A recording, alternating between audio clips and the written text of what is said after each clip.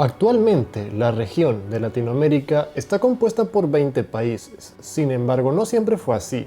En el pasado existieron muchos más.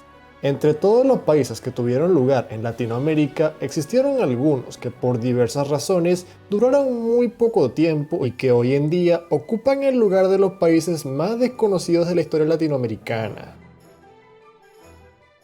En los últimos años, la privacidad, la censura y los virus en Internet es un tema que cada vez causa más preocupación. Por esto, el equipo de Surfshark me contactó para traerles a todos una oferta especial. Surfshark es un VPN que te ofrece la oportunidad de proteger tu identidad y tus datos en Internet con avanzada tecnología de cifrado. Esto sirve, entre muchas cosas, para protegerte de hackers, burlar las censuras gubernamentales o la discriminación de precio por parte de las grandes empresas. Surfshark es un VPN distinto de los demás del mercado. Tiene un diseño simple y fácil de utilizar, una gran variedad de funciones que van desde lo más básico, como utilizar una red privada, hasta funciones más avanzadas, como bloquear publicidades malintencionadas o avisarte si tu información o contraseñas han sido filtradas. Tienes la posibilidad de poder utilizarlo en múltiples dispositivos con una sola cuenta, como tu celular, tu computadora o tu televisión. Descarga la aplicación con el link en la descripción utilizando el código promocional LEANDER para ganar 83% de descuento y 3 meses extra gratis. Si no te gusta el servicio, no hay ningún problema, puedes cancelarlo en los primeros 30 días de comprar el servicio. Además que, por supuesto, también ayudarás a este canal a seguir haciendo videos.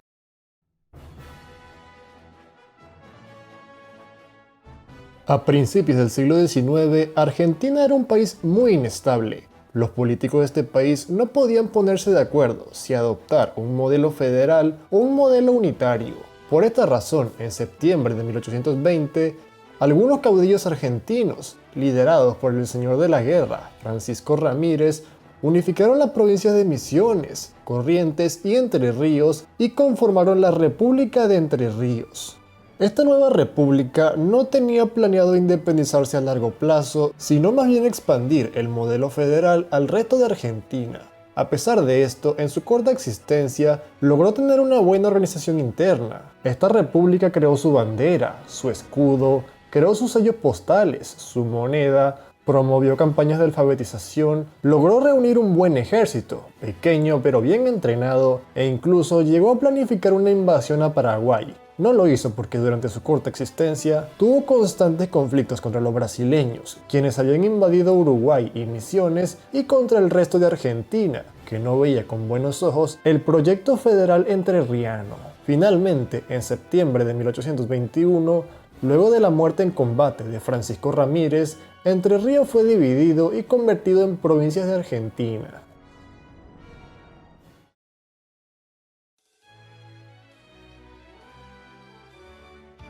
A solo unos pocos kilómetros de Entre Ríos, unos pocos años más tarde, Brasil se convirtió en un imperio sin emperador.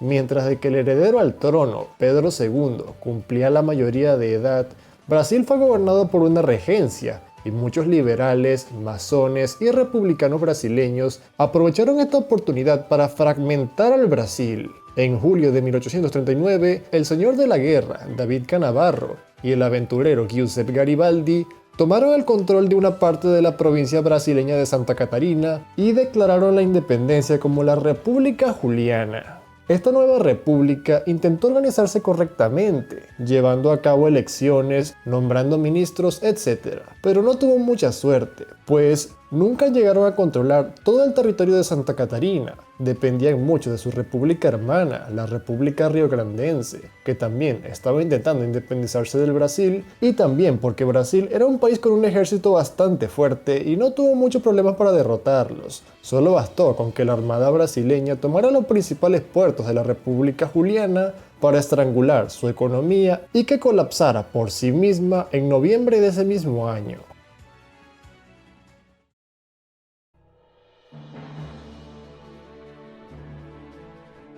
Muy lejos de Sudamérica, en el norte, México también se estaba esforzando por mantener el orden dentro de su país, debido a que el presidente mexicano, Antonio López de Santa Anna, se había convertido en dictador, escribió una nueva constitución y suspendió la autonomía de los estados mexicanos. Muchos liberales y federalistas comenzaron a conspirar contra él. En marzo de 1840, un grupo de rebeldes mexicanos, liderados por el señor de la guerra, Antonio Canales Rosillo, declararon la independencia de los estados de Coahuila, Nuevo León y Tamaulipas como la República del Río Grande. Este nuevo país norteamericano intentó, sin éxito, organizarse.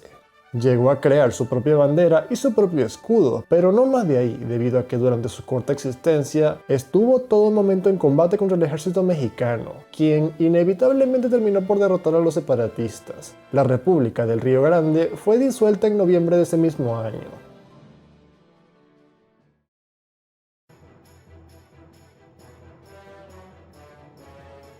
Muchos años más tarde, Perú tenía una región de su país que por motivos geográficos no estaba bien integrada al resto del país y tuvo algunas revueltas separatistas. Se trataba de la región amazónica de Loreto. Los conflictos de Loreto llegaron a su punto máximo en agosto de 1921, cuando el gobierno peruano comenzó a negociar la cesión de una parte de Loreto para Colombia, cosa que molestó a muchos loretanos y nacionalistas peruanos.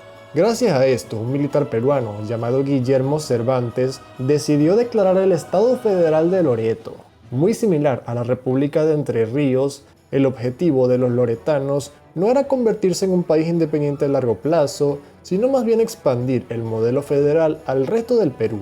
El Estado Federal de Loreto llegó a tener su propia bandera, su propia moneda y llegó a tener una buena organización interna. Pero el gobierno peruano no estaba dispuesto a ceder ante las demandas de los loretanos, por lo que en enero de 1922 la Armada peruana entró por el Brasil, por el río Amazonas, y aplastó la rebelión loretana, poniendo así fin a esta joven república.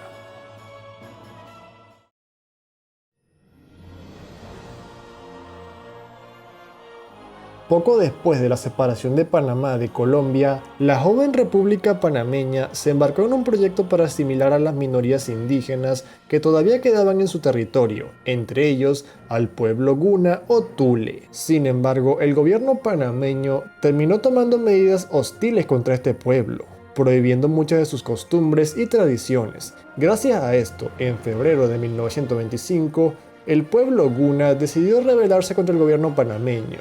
Declaró la independencia de su territorio como la República Guna y llevaron a cabo la Revolución Guna, en donde asaltaron masivamente muchos fuertes y puestos policiales panameños. La República Guna llegó a diseñar su propia bandera, que, curiosamente, tiene una figura muy similar a una esvástica, pero que realmente es un símbolo tribal Guna. La República Guna duró solamente un mes, pero tuvo un buen final. En marzo de ese año, la República Guna y el gobierno panameño firmaron un tratado de paz en donde se creó la comarca Gunayala y los derechos de este pueblo fueron plenamente respetados. Estos fueron los países latinoamericanos más cortos que llegaron a existir en esta región. Si tú conoces alguno otro que no mencioné, eres bienvenido a dejarlo en los comentarios en la parte inferior. Si el video te gustó, por favor, dale like y suscríbete. Comparte este video con tus amigos y hasta la próxima.